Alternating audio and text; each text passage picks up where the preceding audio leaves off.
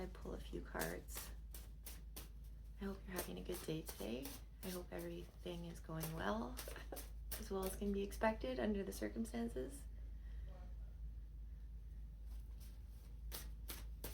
Let's see what comes out.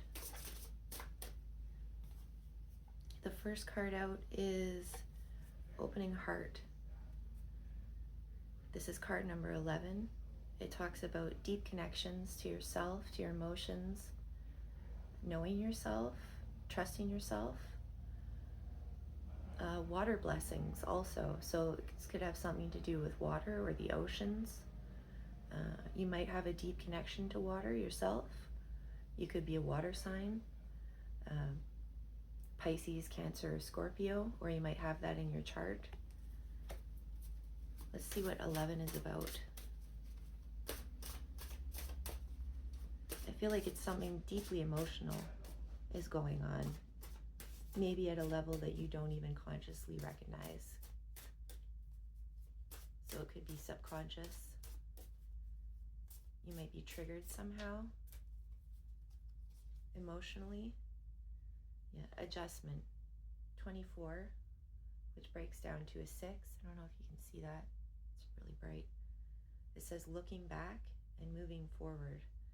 So readjusting your viewpoint, maybe about your emotions. You might be readjusting something within your personality that has been related to your emotions, possibly in childhood or even past life. Let's see what else. Past life to me really means accessible to our consciousness. I don't know that it necessarily means our specific past life, but it could be a past life energy that we relate to on some level, or that has access to our frequency or our vibration. Summoning power, card number 4. You might be a life path number 4, which is a builder.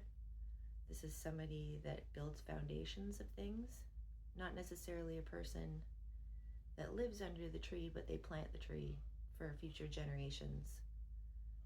So this says summoning power, instinct, intellect, and control.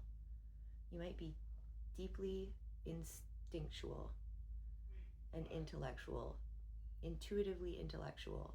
This is a thing I think people don't recognize about themselves, that sometimes you get to a certain point and you can know things without knowing how you know them. That is often intuitive intellectuals. You might have learned something, a small part of something, but somehow you've seen how it fits into the bigger picture, which is really wisdom. It's not just knowledge and intelligence, but it's wisdom. It's knowing how that affects the bigger picture around you. We also have touching earth, which is card number 12, which is a 3. So the 3D might be impacted by this change within you. We know that we create our reality from within, and then it is projected outward back to us in a mirrored fractal state. So everything that affects us on a deep level also affects everyone on a deep level. I don't think we realize how interconnected we are. So this is about touching the earth and planting something new, planting a new state for either yourself or your family or your future.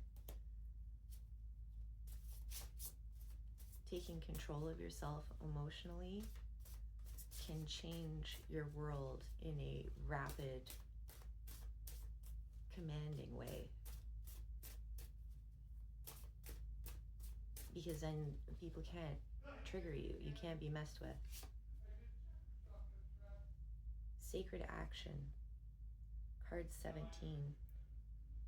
Decisive focus. You can see that she has I think that's a cheetah on her head. Not a leopard. No, that's a cheetah. So Her decisive focus is also quick. She's quick-minded, she's quick-witted. You might be, it's not male or female, but this could be that you're a very quick-minded individual. You're snappy. You're on your toes.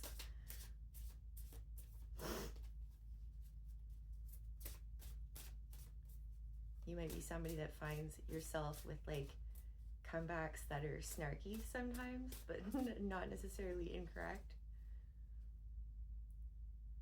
Card number 53 is an 8. Soul Radiance, Phoenix Rising.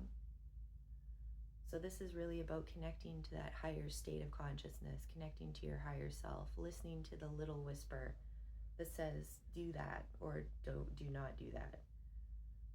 Because when we ignore those things, things fall apart. And sometimes things, the whisper, we don't understand why. Whoops.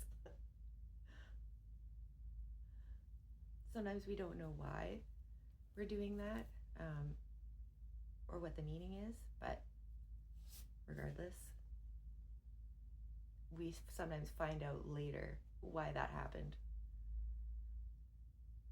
Maybe you'll be in a situation today where your earpiece will fall out, which would be hilarious, because that's just what happened to me.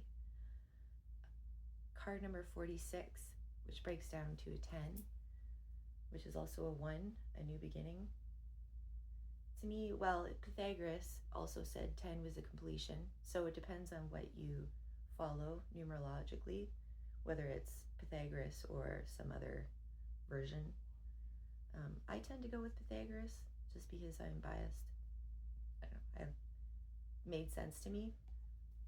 So this is about giving and receiving healing, which the first card was about opening your heart and building deep connections. So these two cards together are 10 and 11, which to me is just new beginnings times 3.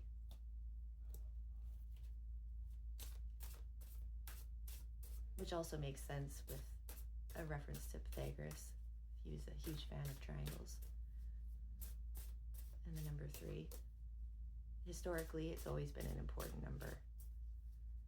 The Trinity, Father, Son, Holy Ghost.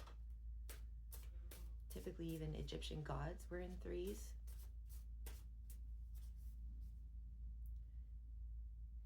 So duality. 36 is a number 9, which is the card of misunderstanding. So there might be something you're missing in regards to your emotional state. There might be something you're missing as far as showing compassion or showing kindness to others. There could be something you're missing as to what is bothering you emotionally. It might be deeply rooted in your subconscious, in which case it's not going to be easy to figure out what it is necessarily. Hostilities. It could be your intuition is telling you something.